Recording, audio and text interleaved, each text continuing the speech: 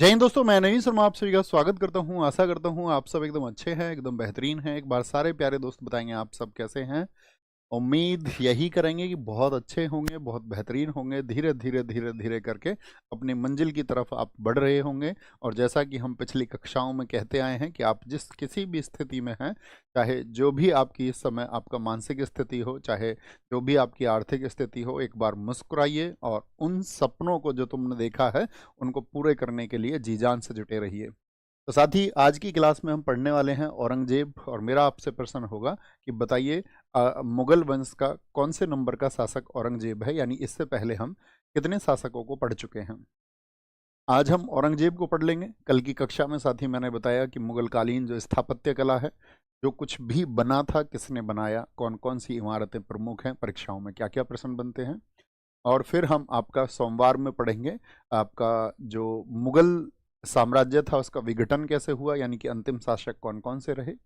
और उसके बाद में फिर हम पढ़ेंगे आपका मराठा राज्य का उत्कर्ष, यानी कि छत्रपति शिवाजी महाराज जी, उनके जो पूर्वज थे और उनके वंशजों ने किस तरह से मराठा शक्ति को प्रचारित प्रसारित किया, और कैसे प्रत्येक गांव मुगलों के विरुद्ध एक किला बन गया, और कैसे उस महाराष्ट्र में छत्रपति शिवाजी महाराज जी ने हर एक व्यक्ति के अंदर में राष्ट्र प्रेम को कूट कूट के भर दिया। तो ये हम ट्यूसडे की क्लास में पढ़ रहे होंगे, और इस तरह हमारा मिडाइवल हिस्ट्री जो है वो खत्म हो जाएगा। ठीक है। इसके बाद में फिर हम मॉडर्न हिस्ट्री को शुरू करेंगे। आप सबको बहुत उत्साहित होना चाहिए इस बात के लिए कि हम आधुनिक इतिहास को बुधवार से लगभग शुरू करने वाले होंगे। तो मतलब बहुत कुछ सीखना आपको उसमें होगा।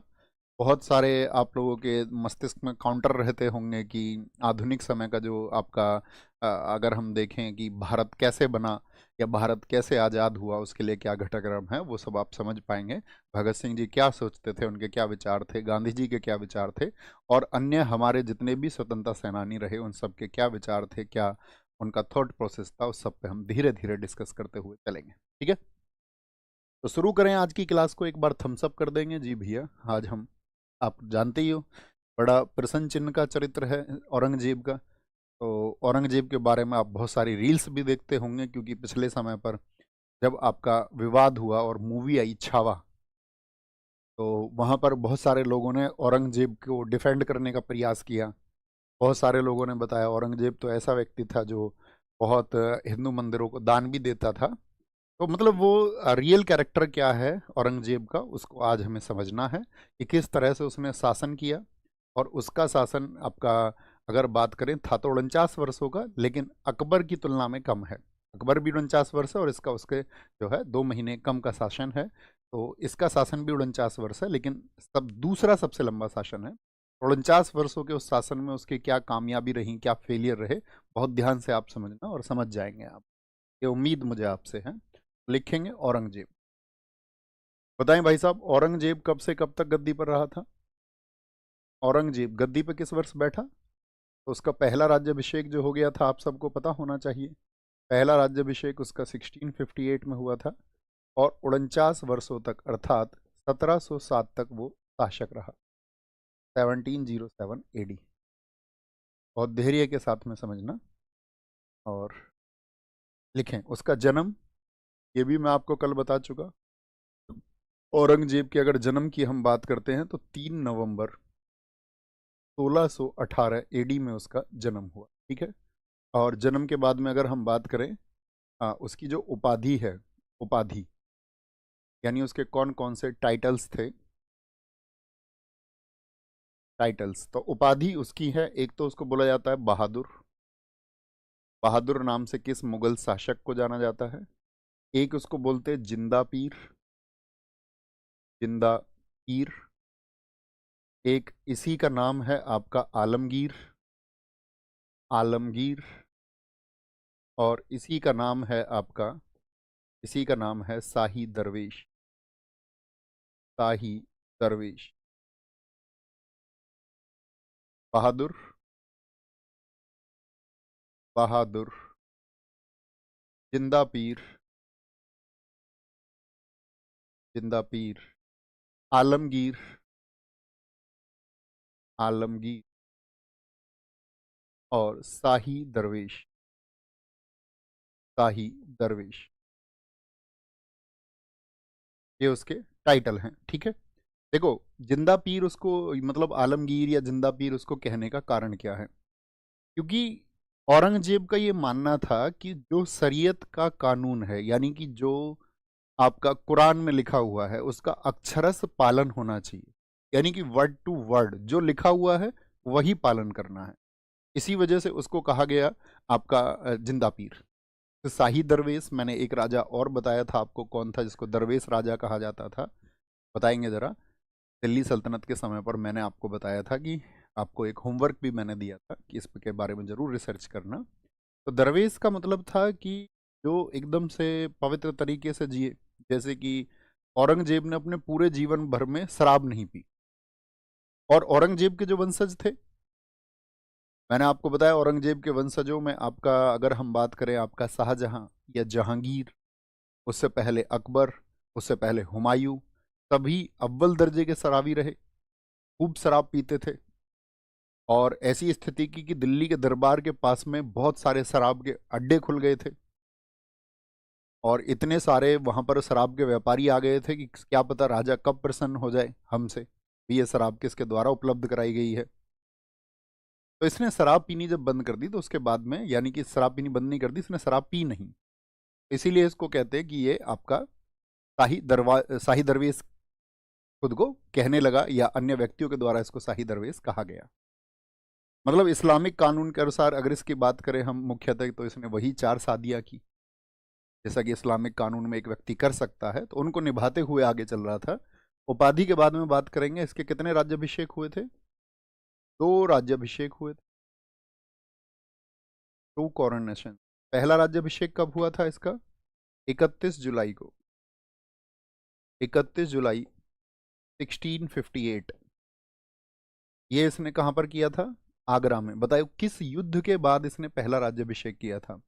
और दूसरा हुआ था इसका 15 जून को, 15 जून 1658, जो कि हुआ था दिल्ली में, आफ्टर देवराई। आगरा में जो उसका राज्याभिषेक हुआ वो सामूगढ़। बहुत ठीक आंसर दिया है ज्योति बहन, एकदम ठीक आंसर है, बहुत कमाल। तो यानी कि उसके कुल 2 राज्याभिषेक हुए। उसके पिता का नाम क्या था? Who is the father of Aurangzeb? तो फादर है इसके कौन? शाहजहां। कितने भाई थे ये औरंगजेब के? और कितने भाई थे?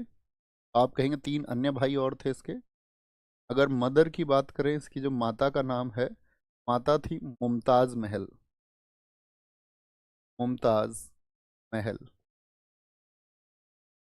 ठीक है, जिनके लिए शाहजहां ने क्या बनवाया, मैंने बताया था, जब उसकी यानी कि 14वीं संतान पेट में थी, जिसको हम गोहन आरा कहते हैं, और 1631 में गोहन आरा को जन्म देते समय मुमताज महल की डेथ हो गई थी। ये इसकी मदर है, मुमताज महल, ठीक है।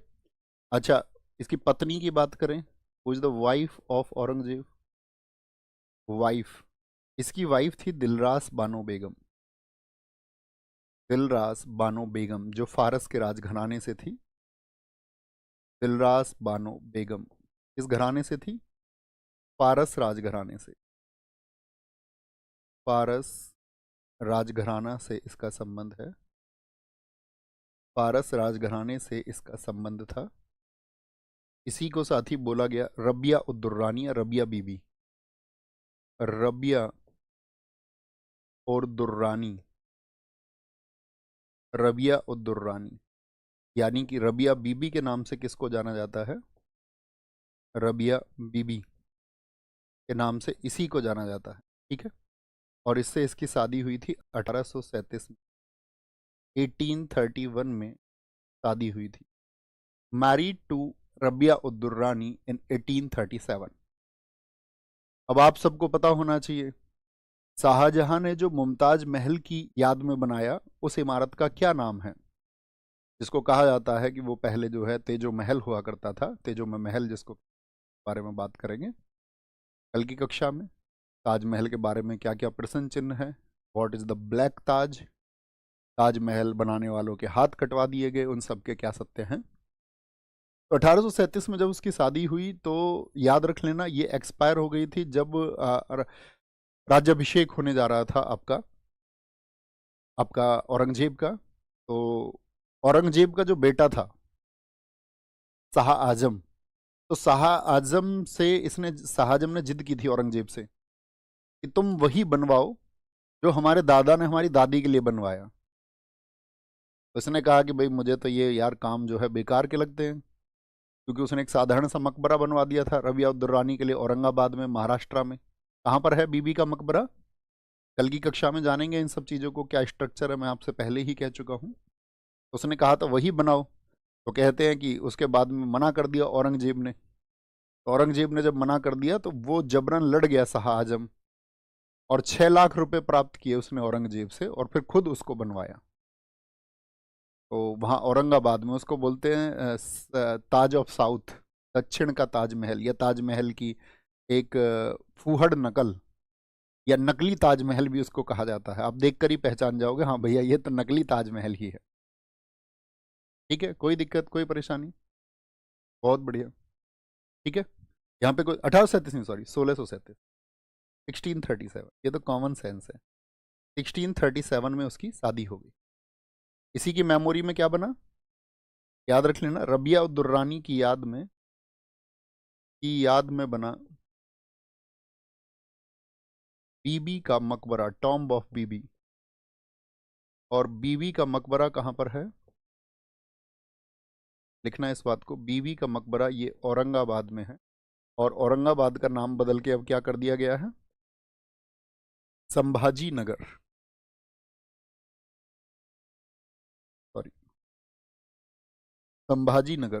कहाँ पर स्थित है, किस राज्य में है? तो आप कहेंगे ये महाराष्ट्र में स्थित है, संभाजी नगर महाराष्ट्र। बात क्लियर है? इतनी सी बात में कोई दिक्कत तो नहीं? शिक्षक कौन है, किसने इसको कुरान का अध्ययन कराया? टीचर, टीचर ऑफ औरंगजेब, इसका शिक्षक है लतीफ सुल्तानपुरी। तो एक ईरानी विद्वान है लतीफ सुल्तानपुरी। अब कुछ क्वेश्चन रहेंगे मेरे आपसे, ताकि आप आगे की चीजें समझ पाओ, ध्यान से सुन। पहला प्रश्न तो साथी मेरा आप सब लोगों से ये है कि मुझे बताइए कि औरंगजेब ने उत्तराधिकार के युद्ध में अपने किस भाई को हराया था? मतलब मुख्य उसका प्रतिद्वंदी कौन था? कल की कक्षा में हमने जाना, मैंने कहा था वॉर तो 5 हुए थे। बहादुरपुर का वॉर हुआ, आपका सामूगढ़ हुआ, सामूगढ़ से पहले भी आपका कहाँ पर धर्मठ हो गया था, उसके बाद में खजुआ हुआ, और खजुआ के बाद में देवराई हुआ। तो कुल 5 युद्ध थे, जिसमें 3 मैंने आपको बताए, बड़े महत्वपूर्ण युद्ध थे। तो अंतिम निर्णय हो गया था देवराई वॉर के बाद में, जो कि आपका लड़ा गया कहाँ पर, राजस्थान में।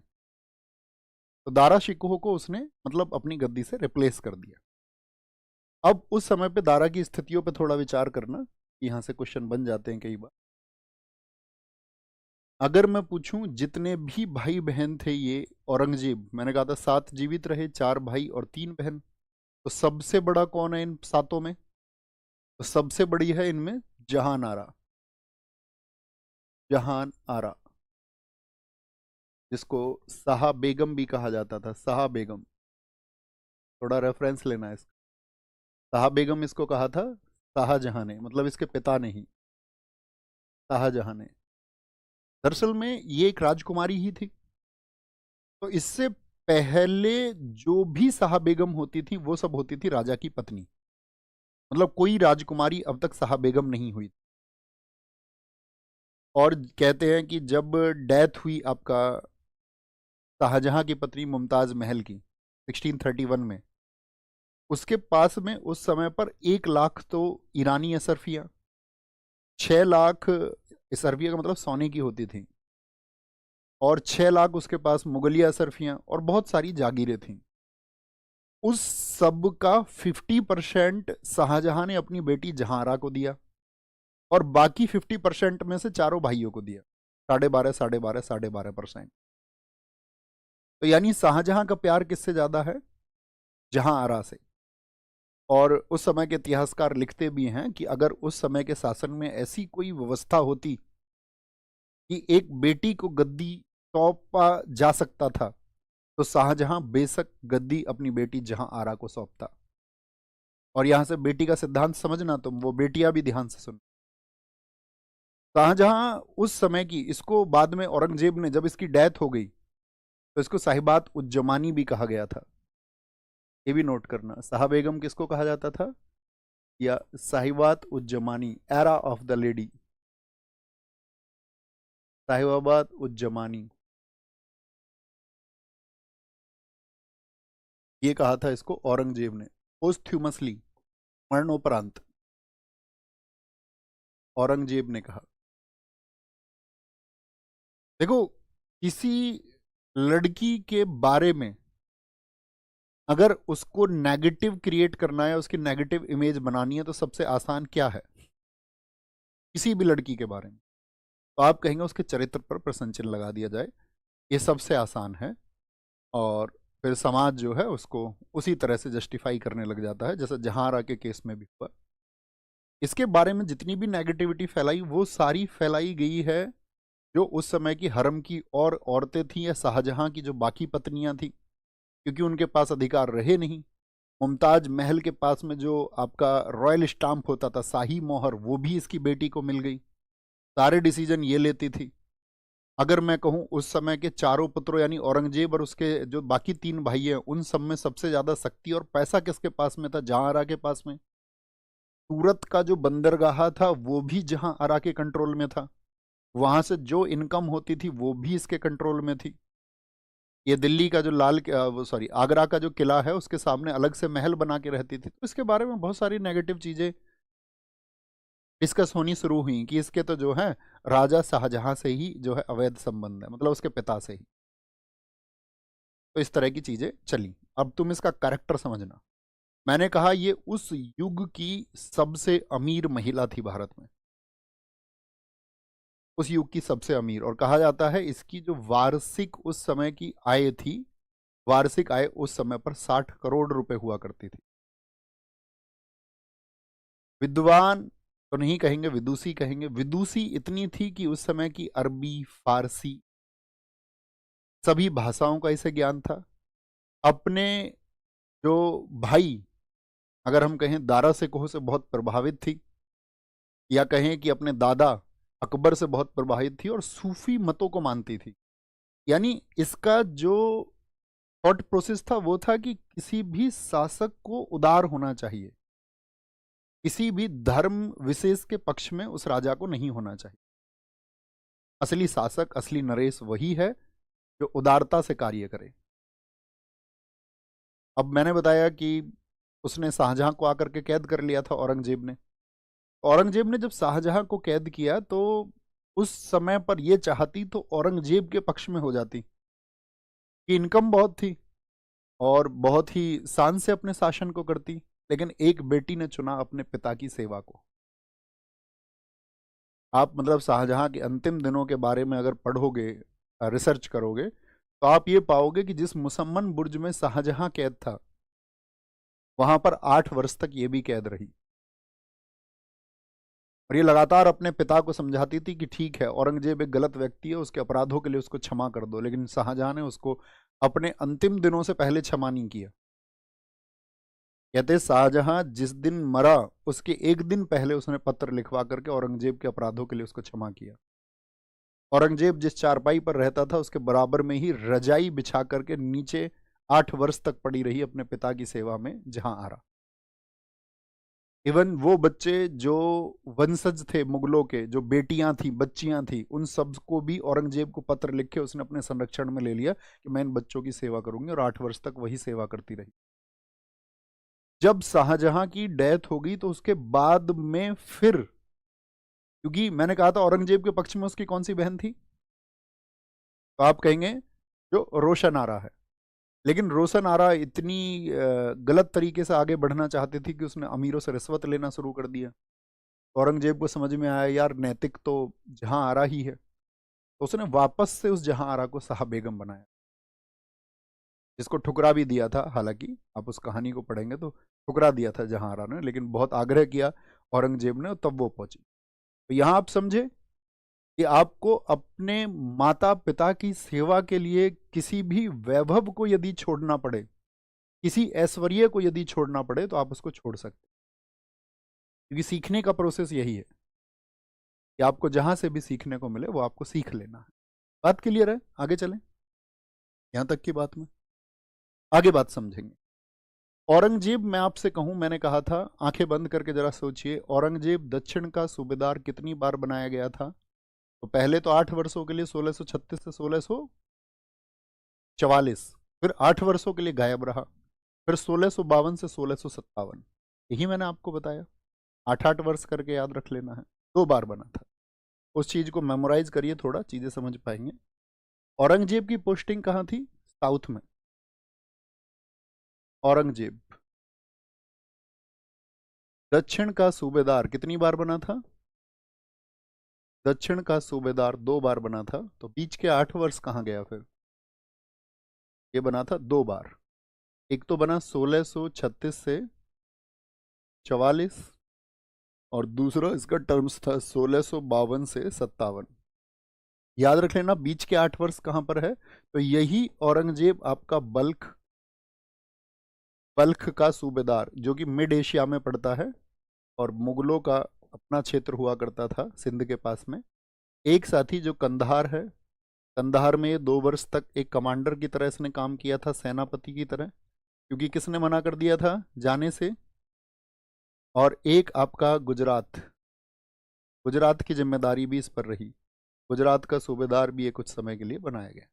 बीच के वर्षों में ये यहाँ पर रहा। ये यानी कि इसके गद्दी पर बैठने से पहले का उपक्रम है, और जैसे ही ये गद्दी पे बैठा तो इसने 80 टैक्स खत्म कर दिए। कितने टैक्स खत्म किए? 80। पांडारी टैक्स, जो कि चुंगियों पर लगता था, जैसे टोल टैक्स आप समझिए। राहगीर टैक्स, जो आपका ट्रांसपोर्ट टैक्स लगता था। अब तो गवर्नमेंट लेती है ना आपसे, आप वाहन खरीदोगे तो उस टाइम पे भी सारे टैक्स ले लेगी आपसे, और फिर जब तुम रोड पे आओगे तो तब भी सारे टैक्स तुमसे ले लेगी फिर से, और फिर तमाम तरह के टैक्स अलग से लेंगे, बोले ये जरूरी है। भारत में तो आप जानते हो टैक्सेशन बहुत ज़्यादा है, बहुत ज़्यादा टैक्स लगता है। तो कहने का मतलब ये है कि जब ये इसका आपका पास्ट रहा, और जब ये गद्दी पे बैठा, तो 80 टैक्स इसने खत्म किए। अब आएगी बात, यहां से आपके दिमाग में एक प्रश्न आएगा कि ये क्या जनता की भलाई के लिए काम कर रहा है? तो इन 80 टैक्सों को फिर इसने फिल्टर किया। इसने कहा भैया मुझे ये बताइए, व्यापारी कौन कौन है, हिंदू व्यापारी कौन है और मुस्लिम व्यापारी कौन है? तो जितने भी मुस्लिम व्यापारी होंगे उनसे कोई भी कर नहीं लिया जाएगा, और जितने भी हिंदू व्यापारी होंगे उन सबसे उस वस्तु का जो मूल्य होगा, उसके मूल्य का 5% कर देना होगा। यानी 100 रुपए की वस्तु पर कितना टैक्स उसको देना होगा? व्यापार करता है तो 5 रुपए। ये उसने सिर्फ हिंदुओं पर थोपा। फिर प्रश्न आया, एक काउंटर आएगा कि भाई उसकी जो नीति है वो इनटॉलरेंट पॉलिसी थी, असहिष्णु नीति। इसको समझना अच्छे से, यहां लिख लो इस बात। औरंगजेब की नीति, औरंगजेब की नीति असहिष्णु, असहिष्णु यानी सभी को ध्यान में रख करके नहीं थी, किसी एक विशेष वर्ग के लिए थी, असहिष्णु। Aurangzeb policy was intolerant. अब यहां से आपको समझ में आएगा। पहली चीज, गद्दी पे बैठते ही उसने क्या बोला? गद्दी पे बैठते ही, क्योंकि देखो इसका थॉट प्रोसेस भी समझो। मैंने कहा था कि जब उत्तराधिकार के लिए युद्ध शुरू हुआ था, अतिरिक्त बातें ना करें दोस्त। भैया आपने 1658 लिख दिया एक बार राज्याभिषेक में, प्लीज देख लीजिए, हो सकता है मैं देख लेता हूँ एक बार। 1658, ओह सॉरी 1659 होगा भी, क्योंकि 15 जून है ना, तो अगला वर्ष है। रियली सॉरी, इस तरह की किसी भी गलती के लिए मैं आपसे माफ़ी मांगता हूँ, क्योंकि वो लिख जाता, हम सोचते भी हैं और लिख जाता है ना, कॉमन सी मिस्टेक है, उसके लिए माफ़ करेंगे। ये समझे, हम सब करें, बात क्लियर है, इसको करेक्ट कर चुके। असहिष्णुता यानी कि हम कहें इनटॉलरेंट का क्या मतलब है? जैसे अभी आप बताएं, आप उन समुदायों के बारे में सोचें जो हमारे देश में भी रहते हैं, कौन कौन से धर्म के व्यक्ति रहते हैं? तो आप कहेंगे सबसे मेजर तो हिंदू हैं। बहुसंख्यक कौन है? हिंदू हैं। फिर अल्पसंख्यक, जो कि 6 समुदाय मैंने पॉलिटी में आपको बताया, चाहे पारसी आप कहें, चाहे बौद्ध कहें आप, या मुस्लिम आप कहें, और जैन सबसे बाद में जो छठा अल्पसंख्यक वर्ग है। उनके अलावा भी अन्य लोग रहते हैं, ऐसा नहीं है कि है ही अल्पसंख्यक हैं तो उनका ही ध्यान रखना है। तो एक राजा की पॉलिसी क्या होनी चाहिए? खुद को सोचिए कि आप एक उदार शासक अगर हैं तो आपकी पॉलिसी होनी चाहिए सभी को ध्यान में रख करके, सभी के विकास के लिए आप बात करें, यानी सबका समन्वय भी बन पाए, सब आपस में प्रेम से रह पाए, यही एक शासक को सोचना चाहिए। असहिष्णु का मतलब है जो इन सबको सोचे वो सहिष्णु, और ए माने ना, सहिष्णु ना होना, यानी जो इस सब का विचार ही ना करे और किसी एक विशेष वर्ग की तरफ हो जाए, जैसे कि औरंगजेब हो गया मुसलमानों की तरफ। उसका कारण क्या था? मैंने आपको बताया उत्तराधिकार के युद्ध में जितने भी हिंदू सरदार थे वो किसके पक्ष में चले गए थे? दारा सिकोह के पक्ष में। और उन्होंने कहा था कि भाई एक व्यक्ति जो दारा शिकोह है यह एक उदार व्यक्ति है, अगर यह भारत पर शासन करेगा तो ठीक है, इसके पक्ष में होना ज़्यादा बेहतर है। औरंगजेब के पक्ष में हो गए थे जितने भी कट्टर मुस्लिम थे, कहते हैं कि ये सुन्नी एक मतलब कट्टर सुन्नी था ये। तो जितने भी आपका उस समय के जो चाहते थे कि भाई कट्टरता से शासन हो, वो सब हो गए औरंगजेब के पक्ष में। आज भी कोई पक्ष लेगा यदि और ये कहे कि औरंगजेब इतना बेहतर था, तो इसका मतलब क्या है कि वह उन्हीं विचारों से समर्थित है और उसके विचार फिर उसी तरह के हैं, फिर वह एक उदार व्यक्ति नहीं है। तो उसकी चिंता आपको नहीं करनी है। कभी किसी व्यक्ति का ऐसा मत मिले, सबके मत जो हैं वो अलग अलग हो सकते हैं और प्रत्येक व्यक्ति अपने मत के लिए स्वतंत्र भी है। अब जब गद्दी पे आया तो असहिष्णुता नीति इसकी साफ साफ दिखेगी आपको। पहले उसने क्या बंद किया? सिक्कों पर कलमा। ये सब असहिष्णु नीति के अंतर्गत नहीं आएंगे, ये सिर्फ लिखें सिक्कों पर कलमा लिखा जाता था। कलमा को क्या बोलते हैं मैंने आपको समझाया था, एक शब्द लिखिए कलमा के लिए। कलमा मतलब राजा स्वयं अपनी प्रशंसा लिखते थे, अप्रिसिएशन ऑन कॉइन्स। उसने बोला इसको खत्म करो, किसी भी राजा का उसके सिक्के पर कलमा नहीं लिखा जाएगा। आप एक साधारण व्यक्ति हैं, क्योंकि उसका विश्वास किसमें है? कुरान में। तो उसने कहा एक व्यक्ति का महिमा मंडन नहीं हो सकता, एक व्यक्ति कैसे इतना बड़ा हो सकता है? उसका नाम सिक्के पर कलमा जो है ऐसे क्रॉस लगा लेना कि कलमा लिखवाना क्या कर दिया? बंद कर दिया। इसका मतलब है बंद। आप ये भी लिख सकते हैं सिक्के पर कलमा लिखवाना बंद कर दिया। तुलादान,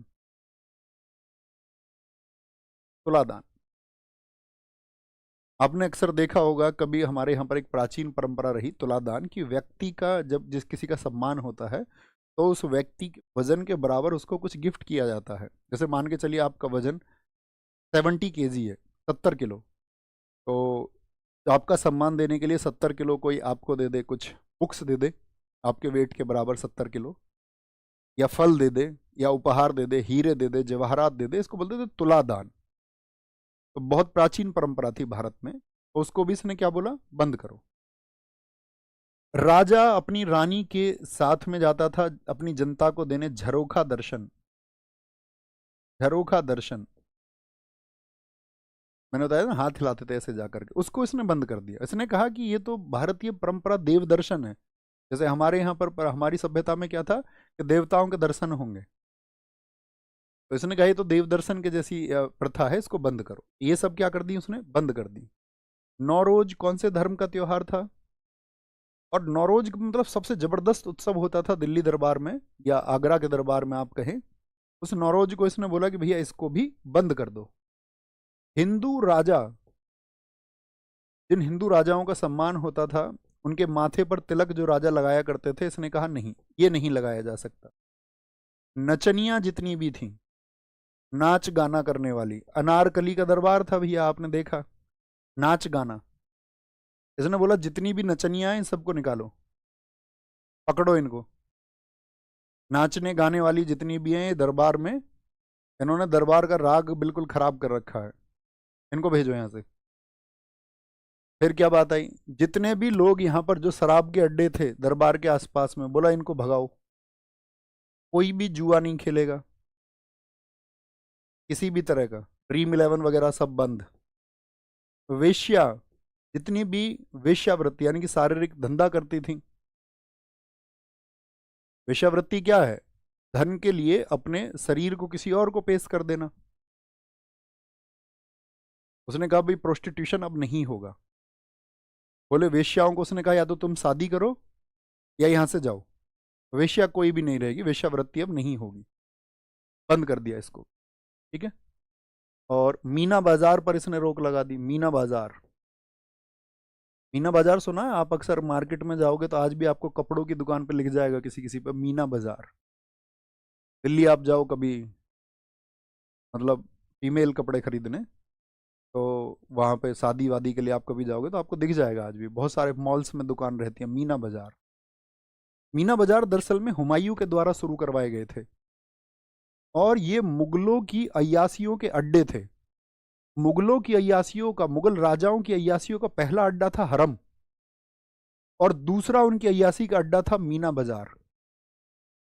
मीना बाजार में ये क्या करते थे, उनके हरम में जितनी भी स्त्रियां थी, और उस समय जो स्थानीय राजा जितने भी थे, तो महिलाएं बाजार लगा सकती थी, पुरुष नहीं। महिला बाजार लगाएंगी और अकेला राजा घूमने जाएगा, या जो राज परिवार के सदस्य हैं वो जाएंगे, वो जाकर के उनसे सामान खरीदेंगे। और जहांगीर और शाहजहां के टाइम पर तो इतना हो गया था कि 30-30 हजार स्त्रियां अपने सामान को बेचने आती थी वहां, हीरे जवाहरात, वस्त्र, ड्रेस। सबका फोकस यही था कि राजा की नजरें हमसे मिलें, और ये लगवाते ही इसके लिए थे। जैसे मैं आपको बताऊं कि जो शाहजहां है, शाहजहां की पत्नी जिसकी याद में उसने ताजमहल बनवाया, वो उसको मीना बाजार में ही दिखी, उसको मीना बाजार से ले आया वो, अब तुम चलो हमारे साथ। तो मीना बाजार जो था उसको भी इसने क्या करा दिया, बंद करा दिया। इसने कहा ये बंद होना चाहिए। अब असहिष्णु कहां से हो गया जी? फिर होली, दिवाली, यहां पर वो असहिष्णु हो गया जब उसने नवरोज को बंद करवाया, जब उसने हिंदू राजाओं के सम्मान को बंद करवाया, तुलादान जैसी प्राचीन प्रथाओं को बंद करवाया।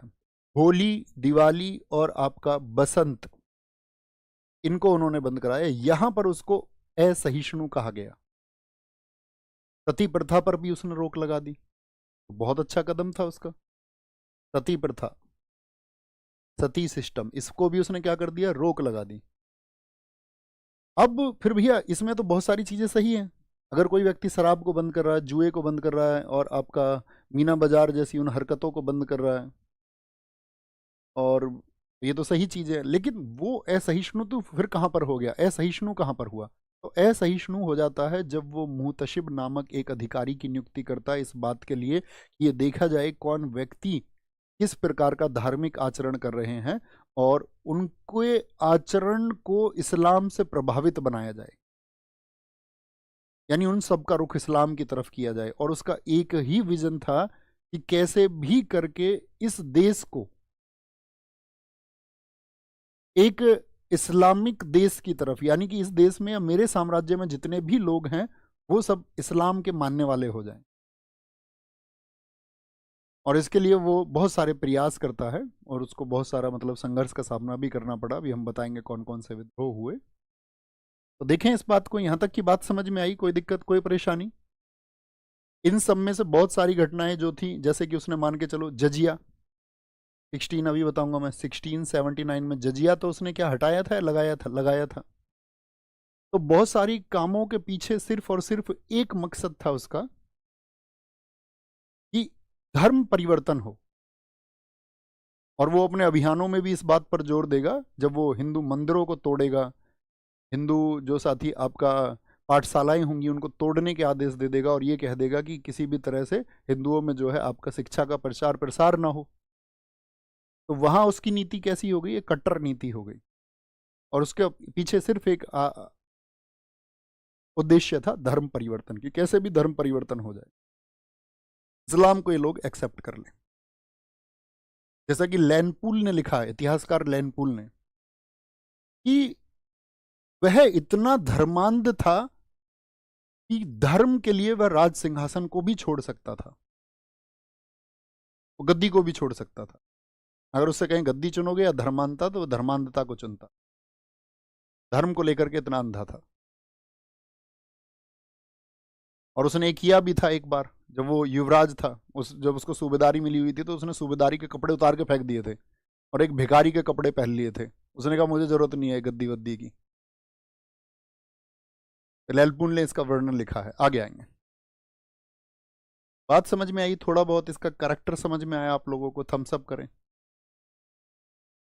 ठीक है, फिर धीरे धीरे समझोगे, आगे लिखेंगे।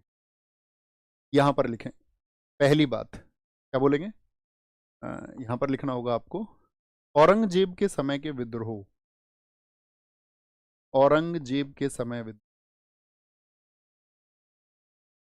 और ऐसा नहीं है कि इसकी नीति में कोई बदलाव आया हो ना, इसकी कमर 90 डिग्री पर मुड़ गई थी लास्ट में। इतना मुड़ गया था ये 70 आपका अपनी लास्ट एज में 1618 से, अब बता जन्म बताया ना 1618 से 1707, तो कितनी उम्र हो गई बताओ जरा? 82 और 7 89, 89 की एज में इतना मुड़ गया था ये 90 डिग्री पर, लेकिन इसकी नीति नहीं बदली थी, इसी पॉलिसी पर रहा। Revolts at the time of Aurangzeb. Aurangzeb, अब धीरे धीरे आप बहुत अच्छे से, पहला क्या है? पहला विद्रोह है जाटों का विद्रोह। जाटों का विद्रोह।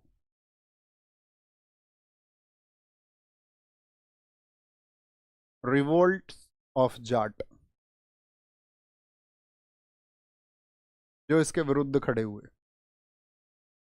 और ये जाटों का विद्रोह अगर मैं बताऊं किस वर्ष का है तो 1669। दरअसल में था क्या, इन सब का क्षेत्र था आपका, अगर मैं बात बताऊं जैसे आज भी आप जानते होंगे वेस्ट यूपी में जो हमारी जाट कम्युनिटी है वो काफ़ी संख्या में रहती है। मथुरा का जो क्षेत्र है भरतपुर तक का, या फिर राजस्थान में काफ़ी जगह पर, मध्य प्रदेश में भी काफ़ी जगह पर। तो यहाँ पर ये औरंगजेब एक अधिकारी की नियुक्ति करता है, उस अधिकारी का नाम है अब्दुल नबी। मथुरा, सॉरी, मथुरा में एक अधिकारी की नियुक्ति करता है अब्दुल नबी। अब्दुल नबी 1661।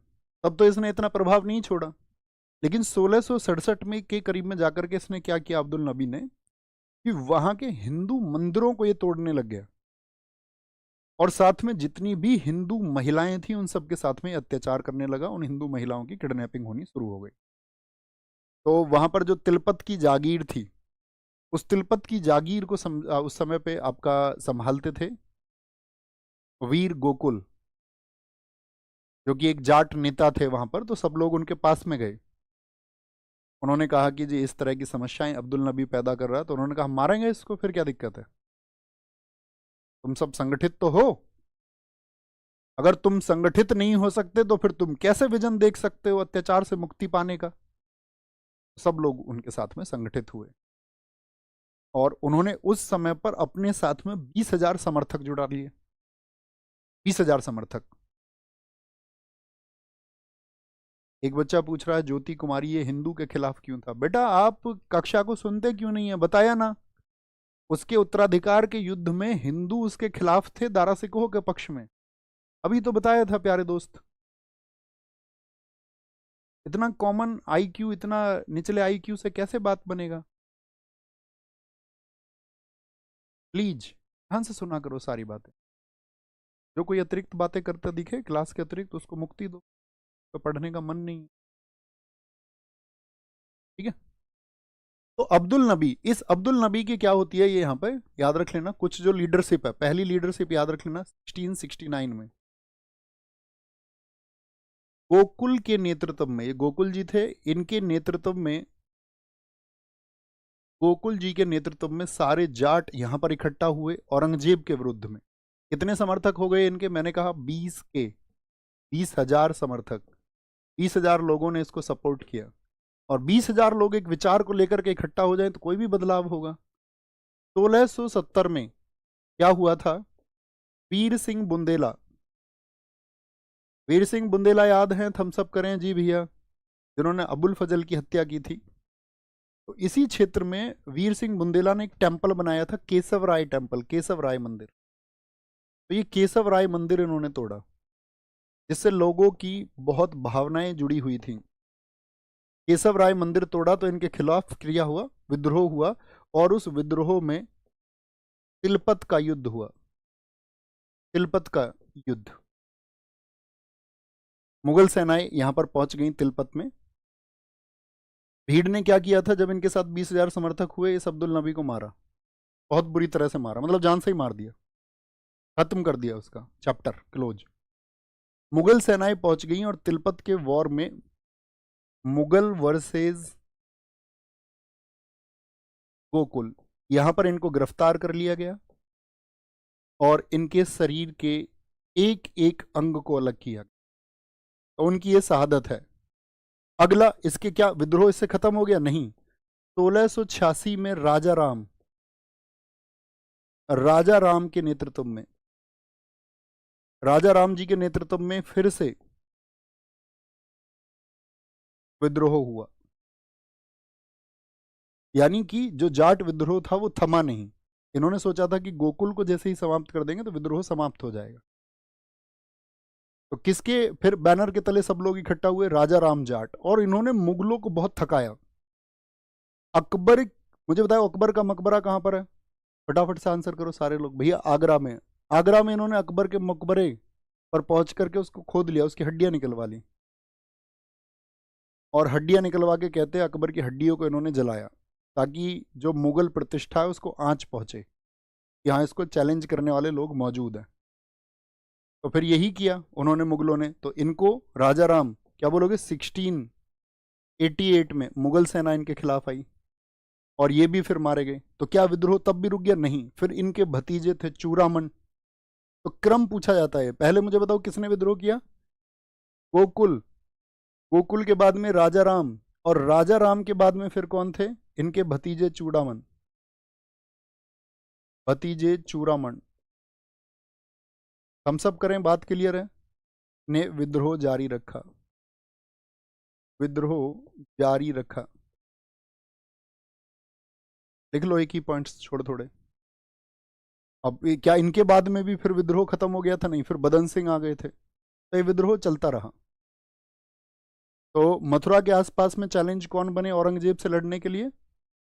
जिसको कहा जाता है जाट लैंड, जाट भूमि, वो औरंगजेब के खिलाफ एक चैलेंज बन के खड़ी।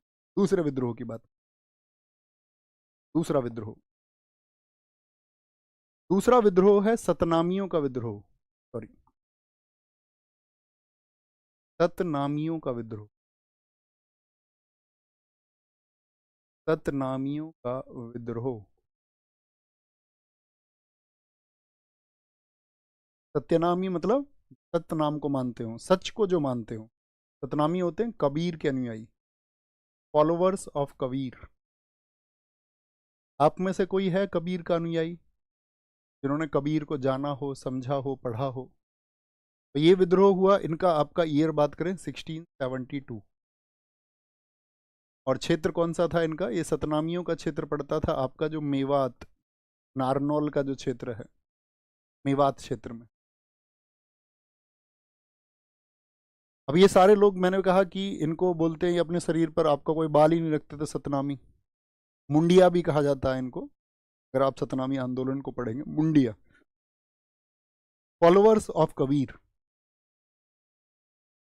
कबीर एक विशेष विचारधारा है, एकदम विशेष। आप सब जानते हैं कि कबीर एक जुलाहे थे, बुनने का काम करते थे, और उस बुनने बुनने में कहते हैं कि उन्होंने सत्य को प्राप्त कर लिया। उनके बहुत सारे जब फॉलोअर्स हो गए, तब भी वो उस सत्य से अडिग रहे। उनकी पत्नी रहती थी उनके साथ में, तो बहुत सारे लोग आते थे उनके पास में, कबीर कहते थे इन सब के लिए खाने की व्यवस्था कर दो भैया, सबके लिए। उनकी पत्नी ने कहा तुम्हारा कोई रोजगार है, तुम्हारे पास कोई धन है? उन्होंने कहा प्रकृति सब देती है। उनके लड़के ने एक दिन कहा प्रकृति सब देती है, तो अभी हमारे घर में कुछ नहीं है। लड़का उनके उनके खिलाफ हो गया, उसने कहा कि हमें एक जगह चोरी करने चलना है आज रात को। तो वह जो लोगों को जिनको तुम खाने के लिए बोलते हो, उन सब के लिए कल को अन्न नहीं है, चोरी करेंगे। उन्होंने अपने लड़के से कहा ठीक है चल देते हैं। तो उनके लड़के ने एक घर को फोड़ा, जहाँ पर नाज की बोरी रखी हुई थी, बड़ी प्रचलित कहानी है। उस अनाज की बोरी को उन्होंने निकाल लिया। अब इतने में कबीर ने आवाज लगा दी। उन्होंने कहा मैं चोरी में तो तुम्हारे साथ था, वो मकान मालिक वगैरह सब आ गए। उन्होंने कहा ये क्या करते हो? कि पिताजी तुमने ये क्या किया? उन्होंने कहा भाई जिनका लेके जा रहे हैं उनको बता तो दें एक बार, भाई तुमने चोरी के लिए बोला, मैं तुम्हारे साथ आ गया, और अभी इनको बता तो दें जिनका लेके जा रहे हैं। उसने कहा अच्छा मरवा दिए हम। बड़ा प्रचलित किस्सा है कबीर का। बहुत फॉलोवर्स थे। लेकिन इस देश में अगर आप सुनोगे ना कबीर की वाणी को, तो आपको लगेगा कि एक व्यक्ति बंधन मुक्त करने की बात कर रहा है। लेकिन हमारे यहाँ पर लोगों से आप सत्य नहीं बोल सकते, क्योंकि सत्य बोलोगे तो कोई ना कोई किसी ना किसी विचारधारा से प्रभावित है और वो उसको छोड़ना नहीं चाहता। दयानंद सरस्वती जी ने क्या कहा था कबीर के बारे में? अच्छा, आप में से सत्यार्थ प्रकाश को कितने लोगों ने पढ़ा है? सत्यार्थ प्रकाश पेज 52 और 53 में क्या लिखा हुआ है? दयानंद सरस्वती जी ने क्या कहा है जब दयानंद सरस्वती जी से प्रश्न पूछा, क्योंकि उसमें प्रश्न और उत्तर है, समुल्लास में बटा हुआ है सत्यार्थ प्रकाश। तो वहां पे उन्होंने पूछा जी कबीर कैसे हैं? कबीर तो कहते हैं कि फूल की तरह पैदा हुए और फूल की तरह ही मर गए। तो इतनी कटु आलोचना दयानंद सरस्वती जी ने कबीर की है। और उनका कबीर तो जुलाहा था, नीच जाति का व्यक्ति था। मतलब किसी एक जाति को दयानंद सरस्वती जी ने नीच कह दिया।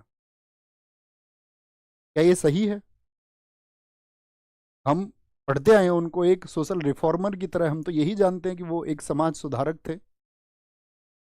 और ऐसा नहीं है कि हम एक बिंदु पे, उनके विजन्स बहुत ठीक भी हैं, लेकिन मैं एक बिंदु पे चर्चा कर रहा हूं सिर्फ। उन्होंने कहा कि कबीर ने जो ज्ञान प्राप्त किया, तो कबीर एक ब्राह्मण के पास में पढ़ने गए और उस ब्राह्मण ने कह दिया कि हम जुलाहों को नहीं पढ़ाते। तो इसके बाद में कबीर इधर उधर से ऊट पटांग बातें करने लगे और जितने भी जुलाहा और अन्य नीच जाति के लोग थे वो उनके प्रभाव में आ गए। ये शब्द हैं सत्यार्थ प्रकाश के, असली सत्यार्थ प्रकाश के। और वो वेदों की निंदा करने लगे और अन्य भाषाओं में करने लगे। दयानंद सरस्वती जी का जो मूल उद्देश्य है वो क्या, उन्होंने क्या स्लोगन बोला था? वेदों की ओर लौटो। उन दयानंद सरस्वती जी के लिए सत्य सिर्फ वो है जो वेदों में लिखा हुआ है, उसके परे जो कुछ भी है वो सत्य नहीं है। तो उन्होंने कबीर की बहुत ज्यादा आलोचना की और फिर उन्होंने कहा कबीर की बातों में सिर्फ वही लोग आए जिनको अज्ञान प्राप्त करना है। ये उन्होंने कबीर के बारे में कहा, क्योंकि उनके लिए क्या था कि भाई सिर्फ वेद वेद में जो बातें हैं वही सही हैं, उसके अलावा उसके परे जो है वो सही नहीं है। तो सतनामियों का विद्रोह हुआ, ये कबीर के अनुयायी थे। अब ये सब जो है, इनके बारे में औरंगजेब की सेना में एक बात फैल गई, ये सब जानते हैं भैया जादू टोना, और अगर औरंगजेब की सेना गोली भी चलाएगी तो इनके गोली नहीं लगेगी। औरंगजेब को जाके उसके कमांडर्स ने बताया। अब औरंगजेब तो आप जानते हैं युवराज होने के समय से वो आपका साउथ में वॉर लड़ रहा था। वॉर लड़ते लड़ते उसका अनुभव बहुत ज्यादा हो चुका था, संघर्ष करते करते वो समझ गया कि ये कोई ऐसी चाल है जो सेना को कमजोर करने के लिए एक फैलाई गई है भ्रांति।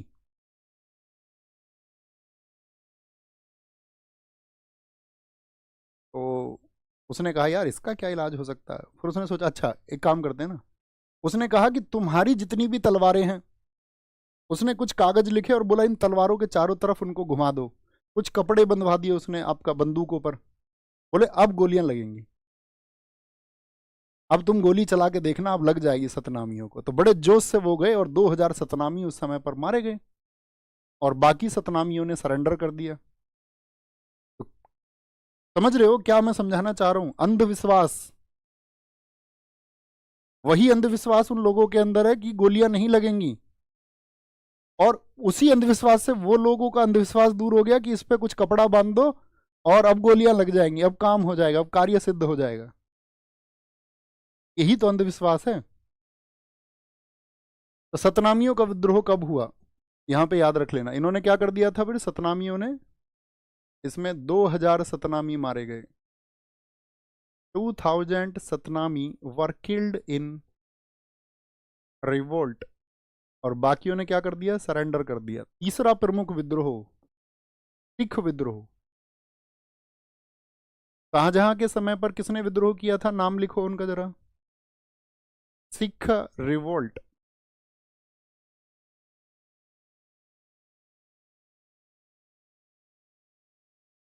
सिख रिवोल्ट। ईयर पूछे सिख विद्रोह कब हुआ, यूजीसी परीक्षा में पूछा गया, बहुत अच्छा क्वेश्चन है। तो आप सबको याद होगा शाहजहां के समय पर जो विद्रोह किया था, देखो कुछ लोग अर्जुन देव बता रहे, अर्जुन देव तो बच्चे जहांगीर के समय तो डेथ हो गई थी उनकी, क्योंकि खुसरो खान ने किसकी हेल्प ली थी, पांचवें गुरु अर्जुन देव की, जो जहांगीर का पुत्र था 1606 में, वो गया था गुरुजी अपने पिता के खिलाफ लड़ना है। गुरुजी ने उसको 5000 रुपए दे दिए थे, मेरी तरफ से ये मदद है बेटा तुम्हारे लिए, जाओ लड़ो वॉर। इसी बात के बदले में जहांगीर ने कितने रुपए मांगे थे, 2 लाख रुपए अर्जुन देव जी से। वे 2 लाख रुपए तुमको देने पड़ेंगे, और बाद में उनको इस्लाम मानने के लिए कहा था। तो संघर्ष तो पांचवें गुरु अर्जुन देव जी के समय से ही शुरू हो गया था। उन्होंने अर्जुन देव से, जहांगीर ने यह भी कहा था कि जो तुम्हारा पवित्र ग्रंथ है आदि ग्रंथ, उसमें जितनी भी इस्लाम की निंदा की गई है उन सभी वाक्यों को बदल दिया जाए। वो नहीं माने तो उनकी हत्या कर दी गई। छठे गुरु मैंने बताए थे हरगोविंद जी। हरगोविंद जी के डेरे में जो बाज चला गया था शाहजहां का, या गोविंदपुर शहर जब उन्होंने बसाया, या तीसरा मैंने आपको बताया था जो आपका एक डाकू ने, बोधी डाकू ने जब 2 घोड़े गिफ्ट कर दिए और अनजाने में उन्होंने उनको स्वीकार कर लिया, तो वो भी, मतलब आप कहोगे तो प्राचीन समय से ही सिख संप्रदाय मुगलों की अधीनता स्वीकार करने को तैयार नहीं है, और ये प्रक्रम अंत तक चला। ये सारी घटनाएं मैं बहुत विस्तार से जब आपको सिख धर्म पढ़ाऊंगा तब बताऊंगा कि 10 गुरु उनके समय की कौन कौन सी घटनाएं हैं। तो यहां पर सिख विद्रोह, सिख विद्रोह की शुरुआत होती है, लिखना है यहां पर, जो 7वें गुरु थे, 7th गुरु, इधर भी ना लिख के यहां लिख लो एक बार किनारे पर, जो शॉर्ट पॉइंट आप बनाते हैं। जो 7वें गुरु थे उनका क्या नाम है, 7वें गुरु थे हर राय। हर राय, हर राय जब गद्दी पर बैठे तो आपको पता होना चाहिए, हर राय का कम्युनिकेशन जो था वो दारा शिकोह से था। दारा शिकोह से इनकी बातचीत होती थी बहुत अच्छे से। तो औरंगजेब के आंखों में खटकते थे। औरंगजेब ये मानता था कि यार ऐसे तो इनके जो है संबंध बने रहेंगे। तो उसी समय से औरंगजेब चिढ़ रखता था इनसे, और जब औरंगजेब गद्दी पर आया तो औरंगजेब ने इनको आदेश दिए कि तुम दिल्ली आओ और मुझसे आकर के मिलो, लेकिन उनको पता था गिरफ्तार करवाएगा ये, तो उन्होंने खुद को नहीं भेजा, अपने बेटे राम राय को भेजा। औरंगजेब बहुत चालू व्यक्ति था, उसने राम राय को अपनी तरफ मिला लिया कि जो तख्त है वो तख्त तुम्हारा होगा, अगले गुरु तुम बनोगे और हम तुमको संरक्षण देंगे। अब जितने भी सिख गुरु थे वो सब इस बात को लेकर के जानते थे कि ये हो सकता है, औरंगजेब कोई चालाकी चल सकता है। तो जब 5वें गुरु अर्जुन देव की हत्या हुई थी तो सिखों के अंदर एक ज्वाला, एक प्रतिशोध की लहर पैदा हो गई कि सिर्फ धर्म के नाम पर, सिर्फ माला जपने से, सिर्फ धर्म की बातें करने से धर्म को नहीं बचाया जा सकता। उन्होंने कहा हमको लड़ाका भी बनना होगा, और हर गोविंद, उन्होंने 4 टुकड़ियां बनाई थी, जो छठे गुरु थे 100-100 सैनिकों की। उन्हीं टुकड़ियों ने, तो मैंने आपको बताया था शाहजहां के समय पर शाहजहां की सेनाओं को 3 बार उन्होंने हराया, तो उनका जोश जो है, जो स्पिरिट है, वो एकदम से मल्टीपल हो गया कि हाँ हम लड़ सकते हैं। आप जब तक लड़ने का विचार ही नहीं करोगे तो तब तक कैसे लड़ पाओगे। जब आप फाइट करोगे तब आपको पता चलेगा कि हाँ, इसको समझिए, संघर्ष से ही विजय हो सकती है, बगैर संघर्ष किए कोई विजय हो ही नहीं सकती। तो इस समय पर इन्होंने कहा ठीक है। तो हर राय ने किसको भेज दिया था, औरंगजेब के दरबार में अपने पुत्र, औरंगजेब के दरबार दरबार में अपने पुत्र, क्या नाम बताया मैंने आपको, राम राय, पुत्र राम राय को, और राम राय किसकी साइड हो गए थे, औरंगजेब की तरफ। उन्होंने कहा कोई दिक्कत नहीं है। इन्होंने तुरंत ही अपने दूसरे बेटे को 8वां गुरु घोषित कर दिया। 8वें गुरु कौन हुए थे हर राय के बाद में? तो 8वें गुरु बने हरकिशन। हरकिशन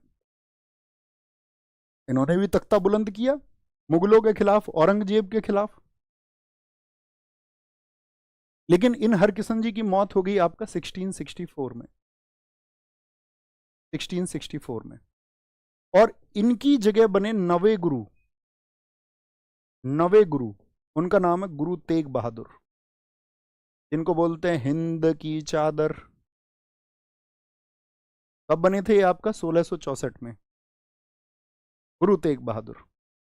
तो इसीलिए मैंने यहां पे वर्ष लिखा है 1675, क्योंकि अब तक तो छिटपुट घटनाएं चल रही थी। गुरु तेग बहादुर जब आए तो उन्होंने सीधे एक टकराव का ठाना कि हम अपनी सेना को बहुत मजबूत करेंगे और मुगलों से टकराएंगे। बेटा अतिरिक्त बातें नहीं, अतिरिक्त बातें नहीं, मेरी रिक्वेस्ट है आपसे। लल्लू लंदन, मेरे दोस्त अतिरिक्त बातें नहीं, मेरी आपसे प्रार्थना है। कह रहे सर दशराग्य का युद्ध कब हुआ था? दशराग्य का युद्ध बताएंगे आपको, प्राचीन जब पढ़ाएंगे, ऋग्वेद के समय, वैदिक काल में।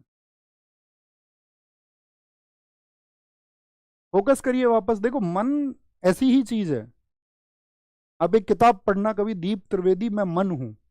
मन आपसे कुछ और करने को कहेगा, लेकिन इसको बोलते एकाग्रता। आपका मन आपके नियंत्रण में होना चाहिए कि मैं अतिरिक्त कुछ भी नहीं लिखूंगा और मैं ध्यान से कक्षा को सुनूं, तभी आपका मैक्सिमम आउटपुट निकलेगा मेरे साथियों। समझे मेरी बात को? गुरु तेग बहादुर, इनकी बात याद रख लेना। गुरु तेग बहादुर, तो औरंगजेब को पता चलता है कि गुरु तेग बहादुर ने भी वही कमान संभाली है जो अब से पहले इनके गुरु विद्रोह कर रहे थे। यही वो समय है जब औरंगजेब ने कश्मीर में कश्मीरी पंडितों को 6 महीने का समय दे दिया कि 6 महीने में या तो वो मृत्यु को चुन ले या इस्लाम को चुन लें। तब कश्मीरी ब्राह्मणों ने पत्राचार किया गुरु तेग बहादुर जी के साथ में। उन्होंने मदद मांगी, उन्होंने कहा इस स्थिति में क्या करना चाहिए। तब गुरु तेग बहादुर जी ने कहा कि आपको औरंगजेब को चैलेंज करना है और औरंगजेब को यह बोलना है कि अगर तुम गुरु तेग बहादुर को इस्लाम एक्सेप्ट करवाने में सफल हो जाते हो तो हम सभी भी इस्लाम धर्म को ग्रहण कर लेंगे। इफ यू सक्सेस, अगर तुम कामयाब हुए तो। अब ये खबर पहुंची औरंगजेब के पास में, उसने कहा भैया गुरु तेग बहादुर, इनको गिरफ्तार करो पहले। इससे अच्छा क्या, एक व्यक्ति को धर्म परिवर्तित करवाना सबसे आसान है। गिरफ्तार कर लिया गया। दिल्ली शीशगंज गुरुद्वारा, 5 दिन तक जितनी पीड़ाएं दी जा सकती थी, पूरे 5 दिन उतनी पीड़ाएं दी गई। लेकिन गुरु तेग बहादुर ने इस्लाम धर्म को कबूल नहीं किया और औरंगजेब इसमें सफल नहीं हुआ। ये मैं आपको बताऊंगा। 10वें गुरु जब आए, गुरु गोविंद सिंह, जब उन्होंने खालसा सेना बनाई, इस तरह से मुगलों से युद्ध में उनके 2 पुत्र शहीद हुए, 2 को जिंदा चिनवा दिया गया। क्या शहादतें हैं, वो हम जब सिख धर्म पढ़ेंगे उसमें पढ़ेंगे। हम सब बात क्लियर है इतनी? तो क्या गुरु रहे, तो याद रख लेना यहां सिख विद्रोह में क्या होगा। 9वें गुरु, गुरु तेग बहादुर की हत्या करवाई। गुरु तेग बहादुर की हत्या किस वर्ष में करवाई है? 1675, 1675 में।